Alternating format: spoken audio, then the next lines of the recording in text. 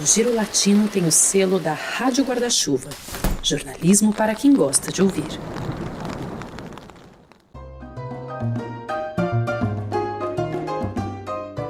Salve, salve, amantes externos da América Latina. Meu nome é Lucas Berti, um dos fundadores do Giro Latino. E eu vou ser o condutor de vocês hoje no Giro Latino Cast da semana. E antes de chamar os meus capangas para essa missão podcasteira de hoje, eu só vou lembrar vocês que o Giro Latino é uma plataforma multimídia que fala sobre todo o continente, com textos, vídeos, nas redes sociais, em threads e tal, e em uma newsletter semanal que traz a política, economia, direitos humanos, cultura, música, passando por quase 20 países vizinhos. Um salve, Maurício, um salve, Juan, como é que vocês estão hoje? Fala aí. Salve, meus caros, tudo bem? Pois é, hoje o Giro Latino vai ser um giro um pouco menos latino, mas ainda assim falando dos nossos vizinhos, atendendo a muitos pedidos, né? E aí, meus queridos, tudo bem?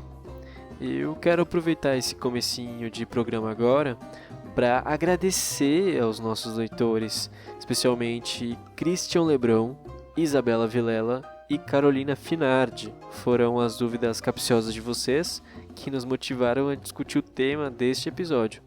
Então agora o Lucas vai contar pra gente do que se trata exatamente. Bom, feitas as introduções dos meus camaradas, hoje a gente vai falar sobre um tema que desperta muita curiosidade, não só no público que segue o Giro, como na gente também, na verdade, né?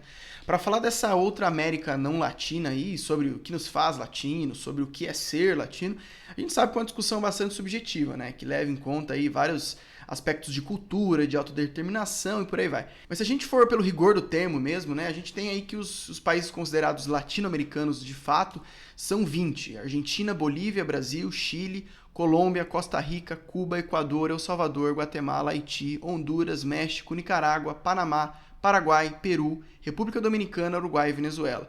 Que é praticamente os países que você vê todo sábado na newsletter do Giro, né, sendo contemplados ali. Com a ressalva de que a gente não fala do Brasil, né, e inclui Porto Rico. Porto Rico é um estado livre associado aos Estados Unidos, não é país, mas por uma questões culturais que a gente vai entender aqui hoje, ele também está na newsletter. O que esses países têm em comum, né, isso em razão de quem colonizou eles, é a predominância de uma língua neolatina. No caso do Brasil, o português, no do Haiti, o francês, e no do restante, o espanhol ou o castelhano, né, que na verdade é praticamente a língua que todo mundo acha que é a latina, mas não é só ela. Mas como é um tema cheio de múltiplas interpretações e tal, muitas correntes acabam divergindo sobre essas definições mais técnicas, né. Há quem diga que países que são tecnicamente parte da América anglo-saxônica, tipo a Jamaica, que foi colônia britânica até 1962, por exemplo, eles podem ser considerados latino-americanos por conta de uma identidade cultural muito similar à dos vizinhos e tal. E como não cabe a gente cravar o que é certo e errado nessa discussão, a gente vai trazer algumas curiosidades sobre esses países fora do eixo latino, mostrando que essa América é bem grande e guarda aí umas curiosidades bem interessantes. E o Juan vai começar falando de um certo país aí, sobre o qual vocês certamente têm alguma opinião e sabem que tem uma relação muito grande com a América Latina. Manda ver, Juan. Se a gente usa a licença poética para incluir Porto Rico na nossa cobertura, eu vou pedir permissão aqui para falar de outro território estadunidense, composto majoritariamente por latinos hispanos. Eu especifico os hispanos aqui porque, obviamente, nem todos os latinos são hispanos. Tem os italianos, que possuem uma grande comunidade nos Estados Unidos, mas que não são nosso foco no momento. Então, voltando aqui, o lugar que eu estou falando não é Miami, não é Los Angeles e também não é um bairro de Nova York. É a cidade de San Antonio, no estado do Texas. E San Antonio é nada mais, nada menos do que a cidade dos Estados Unidos com a maior proporção populacional de latinos hispanos. Eles somam aproximadamente 60% da população e tem 800 mil pessoas, então é bastante gente para uma cidade só. O nome da cidade se dá em razão dos seus fundadores, um grupo de padres franciscanos que chegaram lá em 1718 e fundaram a missão de San Antonio de Valero. A cidade fica sob domínio espanhol durante quase um século, até 1821, quando o México declara sua independência, e aí San Antonio vai fazer parte do território mexicano. Aliás, não só San Antonio, como também todo o estado do Texas vai fazer parte do território mexicano, e isso evidentemente não agrada a elite espanhola e os gringos que vivem por lá que não queriam virar um estado mexicano. Então eles declaram a independência da República do Texas em meados do século XIX e eles até conseguem um reconhecimento da França, dos Países Baixos, da Bélgica e até dos Estados Unidos, que obviamente estavam interessados no assunto. Mas nem todos os que viviam no Texas eram favoráveis à criação de uma nova república. O principal grupo opositor ao separatismo texano eram os nativos comanches. E como os indígenas e o governo não chegavam num acordo, então teve um conflito bastante sangrento aí durante esse período, que teve como um dos episódios mais emblemáticos justamente o massacre em San Antônio, que deixou 34 líderes indígenas mortos. Essa república bilíngue tem vida curta, vai só até 1845, quando os Estados Unidos resolve finalmente anexar o Texas ao seu território e desencadeia aí então a guerra entre México e Estados Unidos. E enfim, é só olhar o mapa agora para saber quem perdeu a guerra e onde está o Texas e a Califórnia, que também era alvo de disputa nessa guerra. Bom, o que a gente pode falar de San Antonio hoje é que é uma cidade multicultural que tem predominância de fato da cultura latina. Embora a língua oficial seja o inglês, boa parte da população fala espanhol no dia a dia, nas ruas. Tem muitos lugares com nomes em espanhol e tem até rádios e jornais apenas em castelhano. Então, essa questão da identidade cultural latina é bem forte em San Antônio. Só que, claro, isso não é suficiente para a gente considerar San Antônio como uma nação latino-americana. É só uma cidade, não é como o caso de Porto Rico, que tem uma configuração política diferente e tem o espanhol como língua oficial. São um conjunto de fatores sempre que a gente tem que analisar, não é um fator isolado apenas. Não é só a língua, não é só a configuração política, não é só a cultura. Se a gente fosse apenas pela língua, por exemplo, a gente teria que considerar Quebec, no Canadá, como uma região latino-americana, porque lá o idioma oficial é o francês. Por isso que é uma questão super complexa e as definições acabam sendo sempre um pouco arbitrárias nesse sentido. Mas pronto, tá feito esse enorme parênteses para incluir os latinos que vivem na terra do tio Sam. Agora, a gente vai descer um pouco no mapa para tratar de um país na América Central que volta e meia pedem que a gente fale. E tem uma situação demográfica até bem parecida com a de San Antônio, mas eu vou deixar o Lucas explicar esse rolo aí. Pois é, né? Eu brinco que para entender a América, inclusive a que não é latina, a gente precisa entender todas as tretas e o que motivou essas tretas, né? Assim que a gente entende a América no geral. Então a gente vai falar de uma que literalmente se esconde ali na região da América Central e no Caribe, né? Ela fica escondidinha ali. Vocês já devem ter ouvido falar de Belize, que é um país ali que fica sanduichado entre México e Guatemala, com quem Belize faz fronteira de fato, e Honduras, né? Bem ali naquele miolo centro-americano. E aí vem aquela pergunta, por que um país que fica ali espremido naquela fileira centro-americana, né, que carrega um estereótipo latino tão forte, por que não é um país latino? Bom, a língua oficial do país é o inglês, que é falado por mais de acho que 60% do país, né? É o idioma da imprensa, então dá para classificar eles como anglófonos, né? Então, por isso que eles têm, na raiz da coisa, uma classificação de não latinos. Então, ainda que o espanhol, o crioulo e umas línguas nativas dos povos quechua e garífuna seja falado também, o país tem o que é preciso para não ser classificado como latino de fato. Até porque Belize foi uma colônia do Reino Unido, inclusive eles só conquistaram a independência de fato em 21 de setembro de 1981, foi agora o negócio. Mas isso tudo não impediu os caras de travarem uma disputa geográfica eterna com os vizinhos da Guatemala, que é com quem eles fazem a maior fronteira. Então vamos voltar um pouquinho. A briga entre esses dois países aí, até antes deles serem países, começou com os ataques piratas financiados pela coroa britânica. Os caras vinham saquear as embarcações espanholas, né, que dominavam a maior parte dos territórios ali, para tentar aproveitar um teco daquelas maravilhas que podiam ser exploradas na região. E para evitar qualquer dor de cabeça, a Espanha, na época, concede um tequinho de terra ali para os ingleses e fala, vai, traem o que vocês precisarem, podem levar a madeira que vocês quiserem, justamente para evitar mais conflitos naquela época em que conflito territorial, marítimo era muito comum.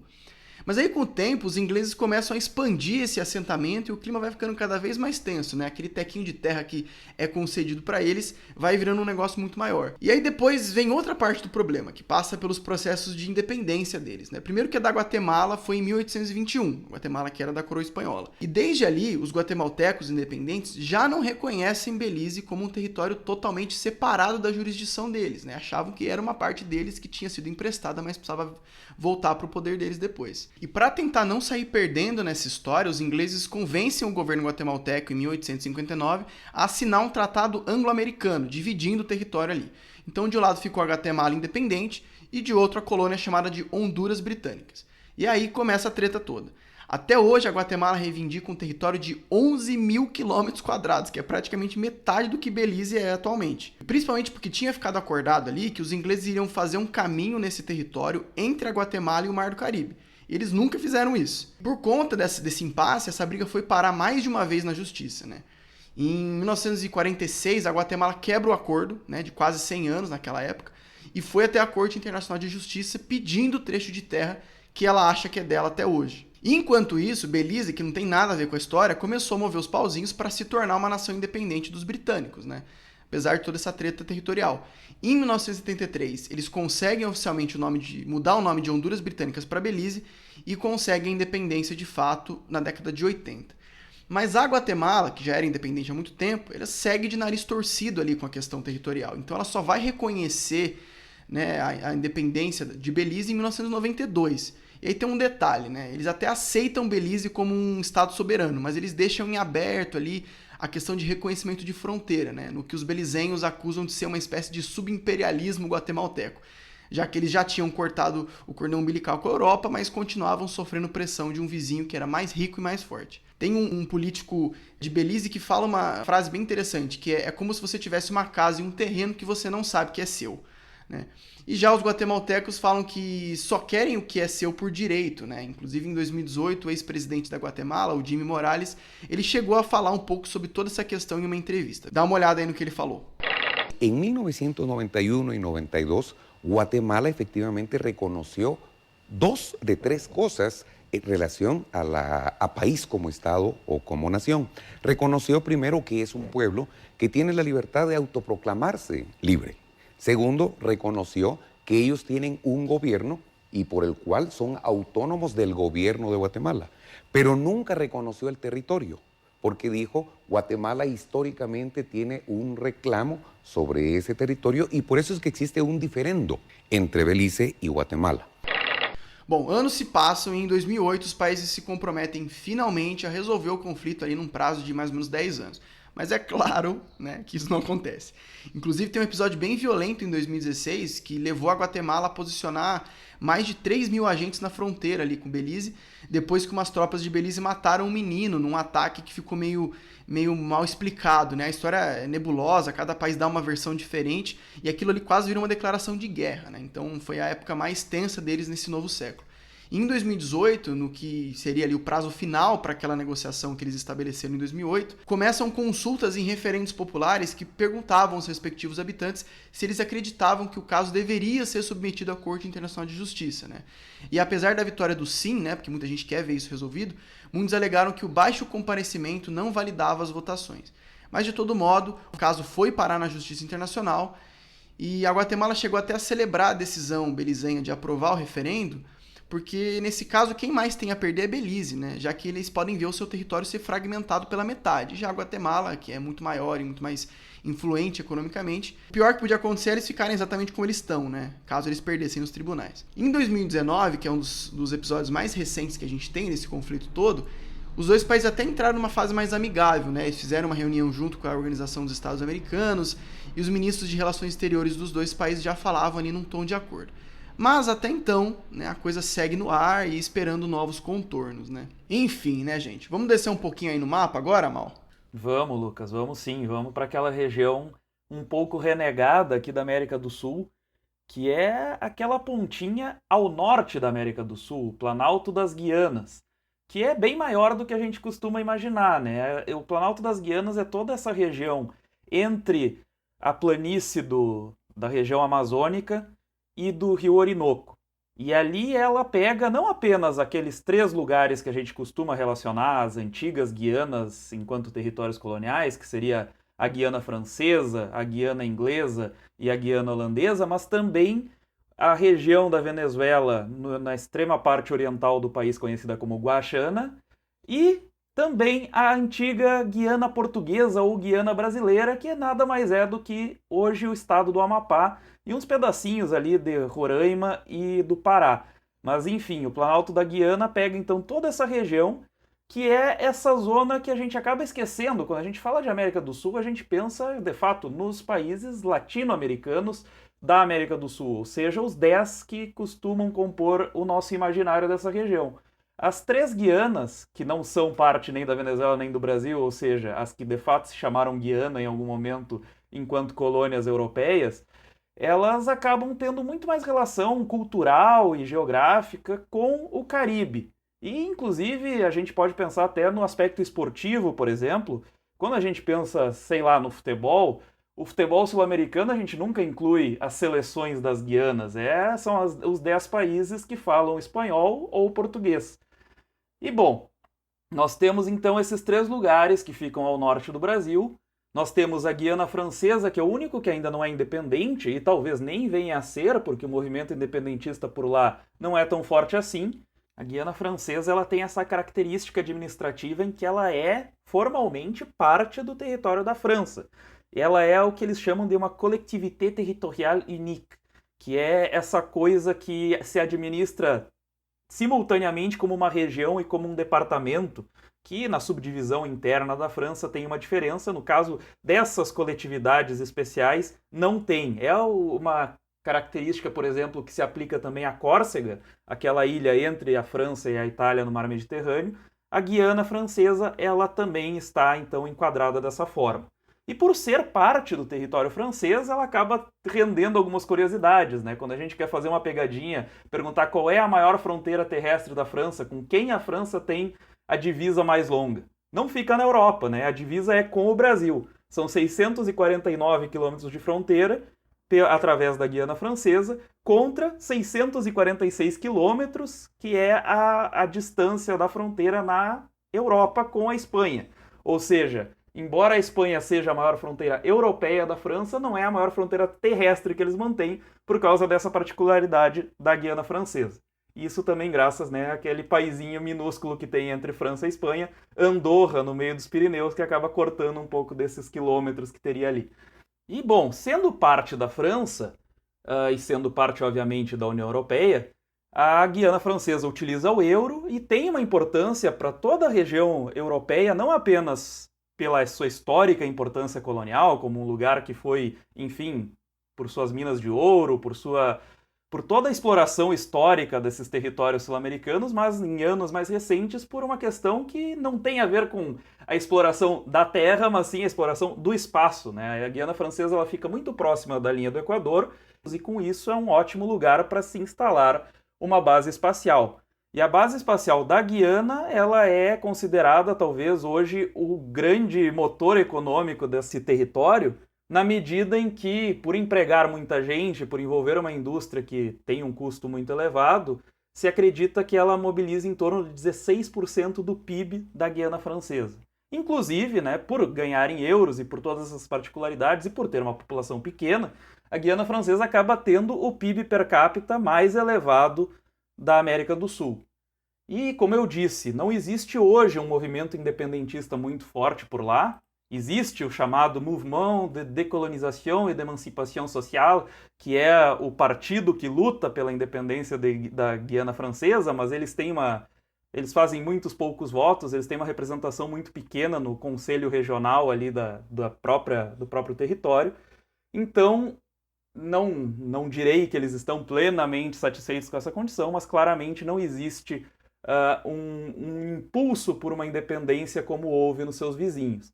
Nesse momento, né, historicamente teve, a Guiana Francesa ela passou de mão em mão, é uma longa história que a gente pode pensar a partir de alguns tratados que acontecem a partir de guerras na Europa. Por exemplo, há um tratado em 1763, após a Guerra dos 7 Anos, quando a França é derrotada e acaba cedendo grande parte dos seus territórios nas Américas, não cede a Guiana Francesa. Depois, na época das guerras napoleônicas, no início do século XIX, a região da Guiana Francesa é invadida pelos britânicos, é entregue aos portugueses. Naquele momento o Brasil não era independente ainda, então a Guiana Francesa, por fazer divisa com o que hoje é o Brasil, era, na verdade, divisa com Portugal. E esse território é entregue brevemente a Portugal em 1809, depois um novo tratado em 1814 devolve para a França transforma a Guiana Francesa numa colônia escravista, transforma numa colônia penal também, depois, quando a escravidão é abolida, acaba sendo um lugar para onde eles levam os seus presos a fazer trabalhos forçados. Tem tudo isso, e daí depois, enfim, a Guiana Francesa vai evoluindo no século XX e a França também vai mudando um pouco sua relação com isso. Quando vê que os vizinhos passam por um processo de descolonização, acaba também concedendo mais autonomia a esse território. E por isso hoje nós temos, então, esse pedaço da França fazendo divisa com o Brasil e fazendo divisa, claro, com a antiga Guiana Holandesa, o Suriname, que o Lucas vai falar mais adiante. Eu prefiro falar agora, já que estamos falando de Guianas, vou falar do país que manteve esse nome totalmente, né? A antiga Guiana Inglesa, que, ao se independizar, se transformou, então, na República Cooperativa da Guiana. Vamos aproveitar agora para dar uma parada para esticar as pernas, alongar um pouquinho o braço, e eu vou aproveitar para informar os ouvintes de primeira viagem que o Giro Latino Cast, assim como o Brasil na América, tem companhia. A gente faz parte da Rádio Guarda-Chuva, que é a primeira rede brasileira de podcasts exclusivamente jornalísticos. E um desses podcasts que é maravilhoso é o Escafandro, que no último episódio contou alguns causos sobre as origens da internet e também mergulha nos diversos fóruns anônimos do submundo da rede. Nessa semana a gente também teve a estreia da 4ª temporada do Finitude. A Juliana Dantas conversou com 2 especialistas em saúde mental para explicar como a gente pode lidar com sentimentos incômodos e torná-los nossos aliados em momentos de crise emocional. Oi, pessoal do Giro Latino, prazer estar aqui com vocês hoje. Por aqui, Juliana Dantas, apresentadora do podcast Finitude. Te convido para ouvir a estreia da nossa 4ª temporada, começou nessa semana, na terça-feira.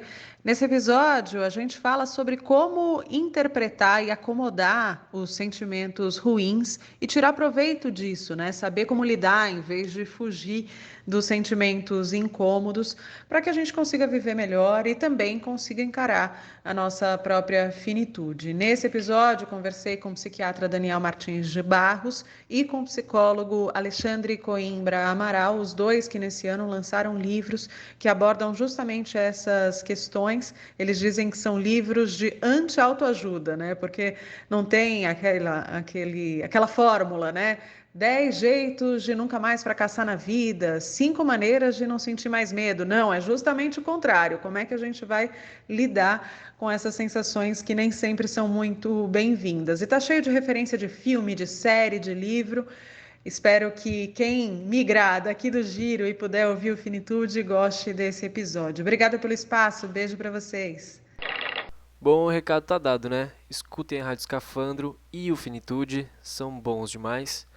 Mas agora vamos voltar para as Guianas, mais especificamente para a Guiana Inglesa. É isso, né, Maurício? Se a Guiana tem esse nome curioso, esse nome oficial curioso, a história é ainda mais. Porque é uma zona ali, por ser historicamente dominada pelos holandeses, originalmente ela não era um território britânico. Ela passa ao controle britânico, também tem a ver com essas guerras que acontecem na Europa e que vão mudando o domínio colonial.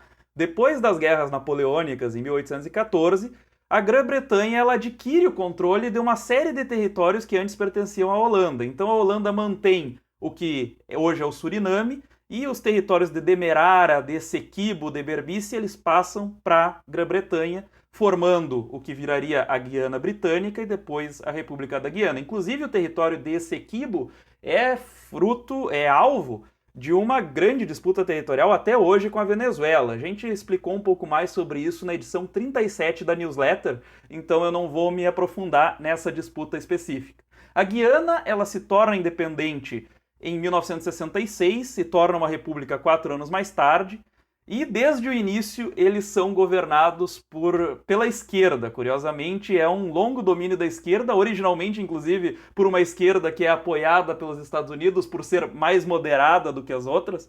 Então o primeiro governante da Guiana Independente é um sujeito chamado Forbes Burnham, e esse cara, ele governa o país até a morte dele, até 1985, e embora ele fosse originalmente visto como um nome mais moderado do que o outro partido, ele governa como um ditador e governa como um sujeito que diz que quer transformar a Guiana numa república socialista também. Então, quando ele morre, começa um período de transição que leva, então, às primeiras eleições democráticas da Guiana, em 1992, e ali inicia, então, o domínio do Partido Popular Progressista da Guiana, que é esse partido de esquerda, a esquerda que, enfim, as potências ocidentais estavam tentando evitar que chegasse ao poder, chega ao poder através do voto, e de forma quase ininterrupta são eles que governam Guiana até hoje. E também tem uma longa história, inclusive uma parte interessante dessa história é que a Guiana acaba sendo governada, por exemplo, por uma mulher nascida nos Estados Unidos. Ela é a esposa do primeiro presidente eleito democraticamente, que é um sujeito chamado T.D. Jagan. O T.D., ele estudou nos Estados Unidos e conheceu a Janet lá, enquanto ele estava fazendo seus estudos, eles acabam se casando e ele propõe para ela, bom, por que você não volta comigo, meu amor, para esse lindo país em que eu nasci? Vamos juntos para Guiana, e ela aceita isso. A Janet Jagan, então, se muda para Guiana com o marido em 1943, eles logo se tornam muito ativos na política local, ascendem dentro do Partido Popular Progressista, o PPP, e ele vence as eleições em 1992 e governa o país até 1997, até o mês de março, quando ele acaba morrendo no cargo. E aí, enfim, tem um período de vazio de poder em que assume o primeiro-ministro, que por lá não é o cara que governa, mas assume na vacância da presidência, e depois se convocam novas eleições, e daí a Janet concorre, e ela acaba, então, por ter a cidadania guianesa, ela pode concorrer à presidência, ela acaba sendo eleita e preside o país, acaba presidindo por pouco tempo. Ela fica só até 1999, ela já estava bem velha, ela tinha 79 anos e acabou renunciando porque começou a ter problemas de saúde, teve que ser internada e tudo mais, então ela disse que não tinha mais o vigor necessário para governar o país. E por ser o PPP, esse partido da esquerda temível, os marxistas, meu Deus do céu, a Janet acaba, inclusive, perdendo a sua cidadania estadunidense, o que também acabou ajudando ela a poder ascender politicamente dentro da Guiana, porque tem toda uma discussão lá também sobre até que ponto uma pessoa com dupla cidadania pode ou não governar o país. E hoje, a Guiana também tem uma história interessante na sua presidência, que acabou de assumir agora no dia 2 de agosto, depois de eleições bem controversas, bastante contestadas, que aconteceram em março, mas o resultado foi homologado. Quem governa o país desde o início do mês, de agosto de 2020, é o Irfan Ali. E ele nada mais, nada menos é do que o primeiro muçulmano a presidir um país sul-americano na história.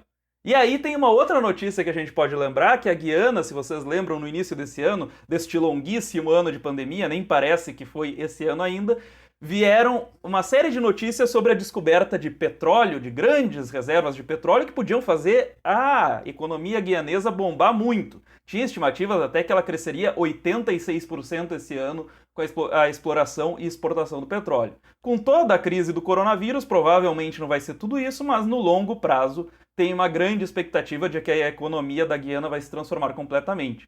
Então a gente pensa, um governante de esquerda muçulmano em cima de um monte de petróleo é o cenário perfeito, né, para os Estados Unidos quererem trazer a chamada democracia para a pobre Guiana. E tem até um bom pretexto, se eles quiserem fazer essa invasão tão típica no Oriente Médio, em solo sul-americano, que a Guiana também é tristemente famosa por ser um país com leis repressivas aos direitos LGBT. Na prática, eles não perseguem essas pessoas, mas ainda está no código legal do país, por exemplo, a punição para pessoas que cometam atos de sodomia ou mesmo sexo oral, por exemplo, coisas que nenhum outro país da América do Sul tem leis restritivas a nenhuma dessas coisas, e mesmo, enfim, a população homossexual, em vários países até o casamento já é legalizado e aceito amplamente. Na Guiana, então, nem o próprio ato sexual é autorizado pela lei. Eles não perseguem, mas tá lá, é uma coisa inconveniente, E é uma inconveniência herdada das leis britânicas do período colonial, porque quando houve essa transição para a independência, eles basicamente pegaram grande parte do código legal que existia e adaptaram para o novo país e nunca se preocuparam muito em mudar essa Constituição, embora o governo atual seja bastante receptivo, sim, a fazer reformas nesse sentido. Finalmente, né? Porque convenhamos. Mas, enfim, isso sobre Guiana, mas não sobre todas as antigas colônias chamadas Guiana. E é aí que o Lucas vai nos contar um pouco sobre a antiga Guiana holandesa. Bom, outro país que a gente escolheu para comentar aqui, além de ter uma relação geográfica, social, muito próxima com o Brasil, né, é protagonista de uma história bastante curiosa nesse longo processo de trocas de território que as antigas colônias europeias faziam bastante, né? A gente está falando do Suriname. A origem do próprio nome desse país pequenininho ali no topo da América do Sul mostra que, assim como a maioria dos vizinhos latinos, eles têm características bastante similares naquele período todo de invasão europeia, né, que a gente também chama de período pré-colombiano. O nome deles vem dos nativos taínos, ou Surinem, que é como esses povos se designavam na língua Arawank. Bom, assim como todos ali dominados ali pelo poder europeu, o Suriname também teve sua matéria-prima explorada, testemunhou o genocídio de sua população originária e ficou eternamente marcado por instabilidade sociopolítica, né? Mas tem um capítulo bem curioso desse país aí, que não tem nem 600 mil habitantes, que aconteceu lá em 1664, quando estourou a tal Guerra Anglo-Holandesa. Na época era muito comum que as potências marítimas europeias vivessem em pé de guerra, né? Eles se chocavam o tempo inteiro para ver quem dominava mais ou menos o Novo Mundo, falavam que um tinha conquistado primeiro. E em um desses conflitos, em setembro de 64, né, rola uma troca ali curiosa, né? Os ingleses conquistam a cidade de Nova Amsterdã, que atualmente é Nova York, acho que você conhece essa cidade, e para poder meio que fechar ali o conflito da chamada Segunda Guerra Anglo-Holandesa, que vai de 1665 a 1667, a coroa britânica cede o território do que hoje é o Suriname pro poder holandês, né? Claro que não dá pra gente falar que na época fazer essa troca foi uma coisa ruim, porque, bom, uma série de causalidades históricas acontecem para que tudo aconteça dessa forma, né? Tem gente que fala, não, mas os caras trocaram Suriname por Nova York. Bom, na época, uma série de fatores contribuiu para que hoje sejam regiões muito diferentes, né? A cidade e o país. E o Suriname fica sob domínio do Reino dos Países Baixos até 1975, quando finalmente eles conquistam a independência e deixam de ser Guiana holandesa para virar oficialmente a República do Suriname. Bom, assim como a boa parte do país, né, isso mais um componente de similaridade entre eles, o processo de independência não foi sinônimo ali de paz e estabilidade social, né? Então o país passa esse último quarto do século XX cheio de dívida externa, com crise política, sob o comando de ditadores sanguinários e com golpe atrás de golpe. E depois de toda essa instabilidade nessa parte final do século XX, ali para o final dos anos 90, seguindo aquela tendência de toda a América, muito por conta do esfacelamento da União Soviética, né, o mundo começa a pressionar o Suriname para dar fim ao conflito armado entre as guerrilhas e o Estado, que é um Estado que ainda era comandado por militares autoritários, né? E ali começa um lento e esburacado processo de democratização. E se a gente for falar da história contemporânea do Suriname, a gente precisa falar de uma coisa que toca muito o Brasil. É um país que é muito conhecido por receber brasileiros, muitas vezes em situações clandestinas, que são pessoas que arriscam tudo para trabalhar no garimpo do Suriname, né?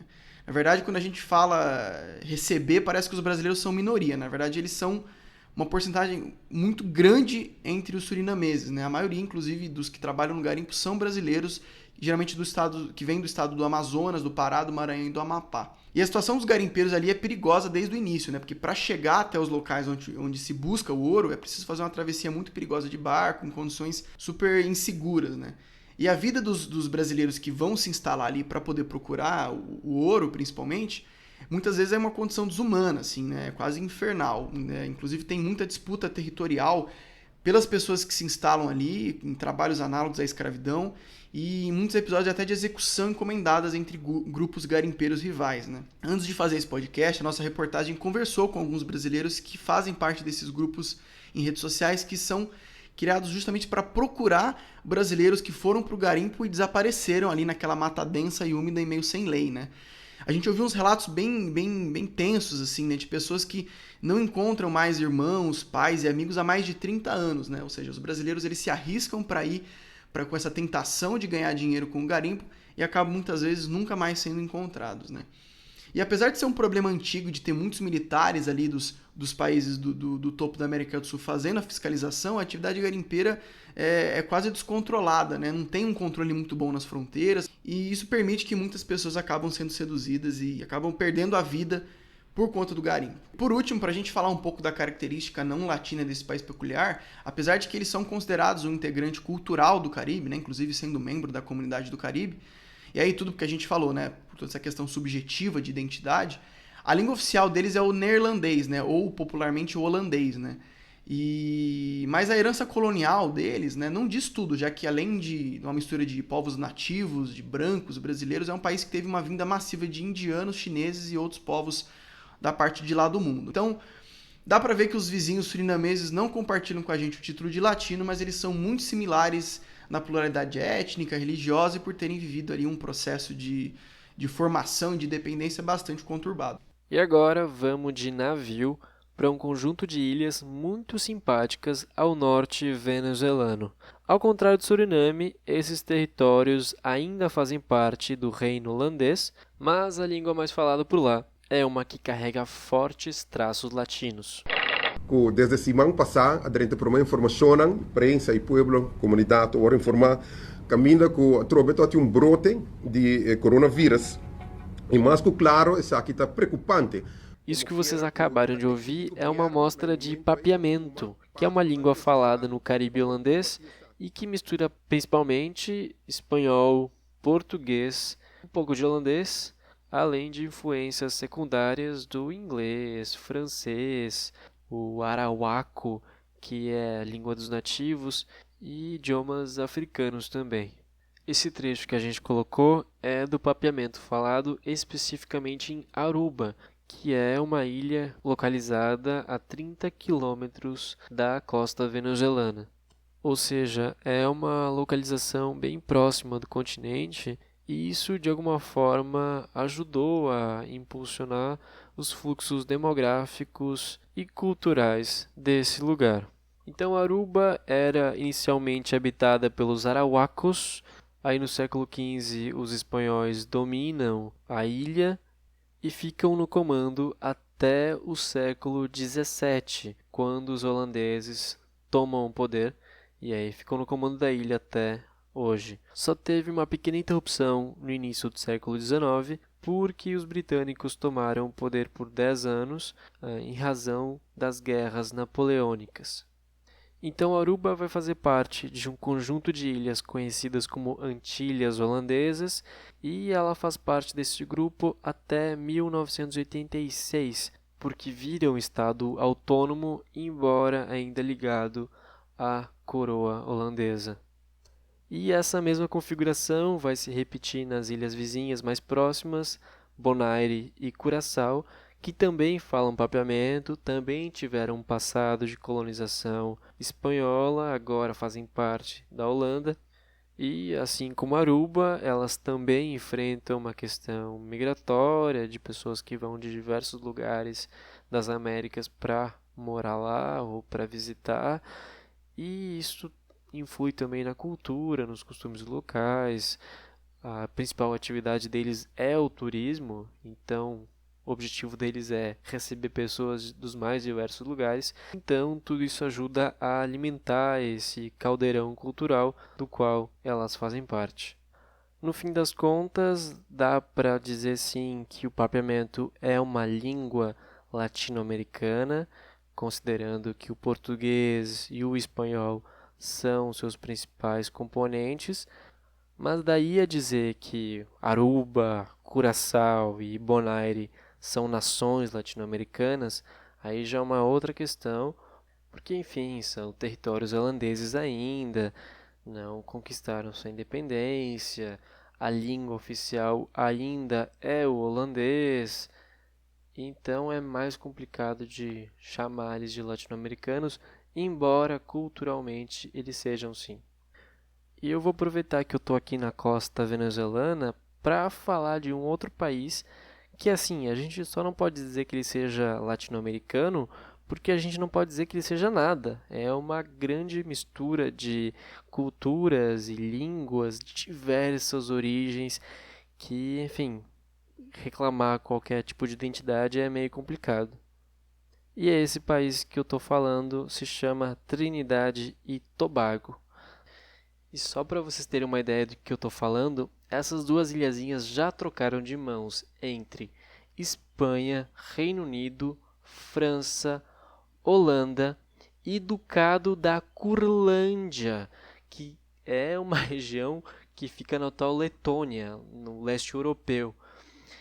E atualmente Trinidade e Tobago formam um país independente, um dos mais prósperos da região do Caribe, inclusive, graças às reservas de petróleo e gás natural.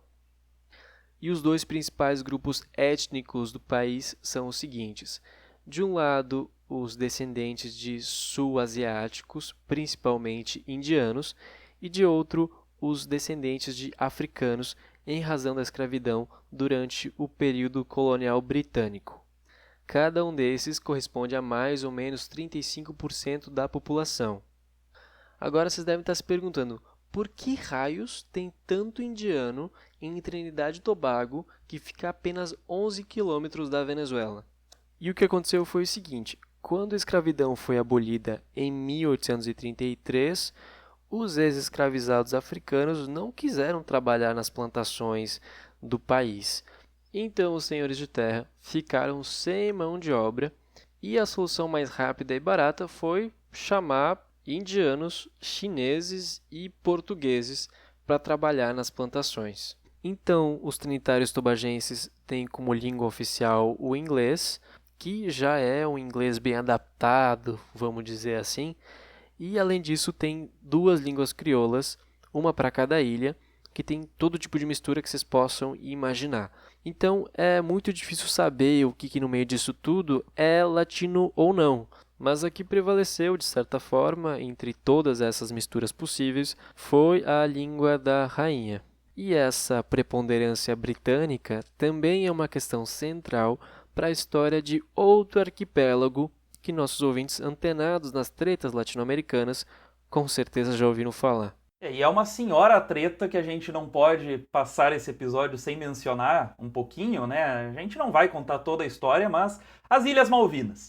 Esse pedaço de pedras no meio do oceano na costa da Argentina, que até hoje são foco de grande disputa territorial entre os nossos irmãos e o Reino Unido.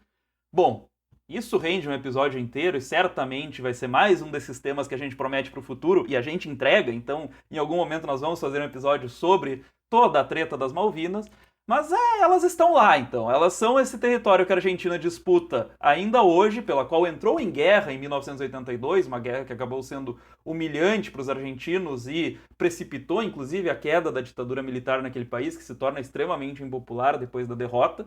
Não que ela fosse muito popular antes disso, mas se torna definitivamente insustentável até perante os seus poucos defensores.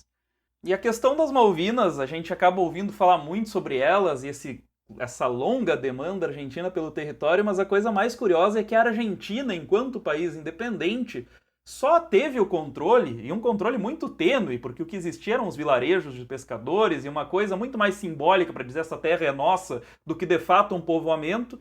Eles só tiveram esse controle por cerca de 10 anos, entre 1823 e 1833, que foi quando o que nem era chamado de Argentina ainda, né, que eram as Províncias Unidas do Rio da Prata, manda então uma expedição marítima para lá, estabelece um povoamento e depois disso, 10 anos mais tarde, vêm os britânicos, dominam tudo e tomam conta daquilo e segue assim até hoje, tirando ali aquele curtíssimo período da Guerra das Malvinas, em que a Argentina tentou controlar, de fato, esse território e logo foi expulsa de lá novamente, foi sempre dominado pelos britânicos. No período da Argentina independente, claro. Antes disso, no período colonial, tem mais disputas aí, então, entre a Espanha e o Reino Unido, mas isso tudo a gente vai contar num momento mais oportuno.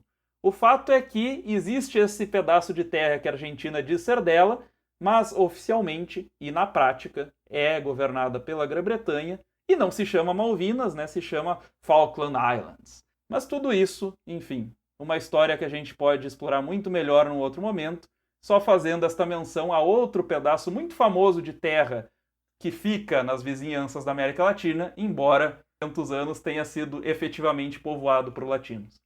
Bom, isso tudo que a gente falou no episódio de hoje daria um episódio de 17 horas, mas por hoje, infelizmente, é só. A gente vai ficar por aqui.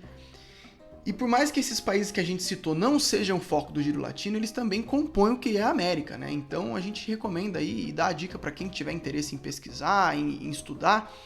E quem sabe vocês não se apaixonam por algum desses países e decidem fazer uma viagem diferente, um trabalho de pesquisa, ou até mesmo não passem a acompanhar as peculiaridades desses vizinhos que são menos falados também por essa característica não latina. Bom, antes da gente acabar, eu gostaria de agradecer bastante quem acompanhou a gente mais uma vez e fazer algumas recomendações bem rápidas. Para você para que você recomende e compartilhe o Giro Latino Cast e para que siga a gente nas redes sociais. É só jogar lá @Giro Latino, seja no Twitter ou no Insta.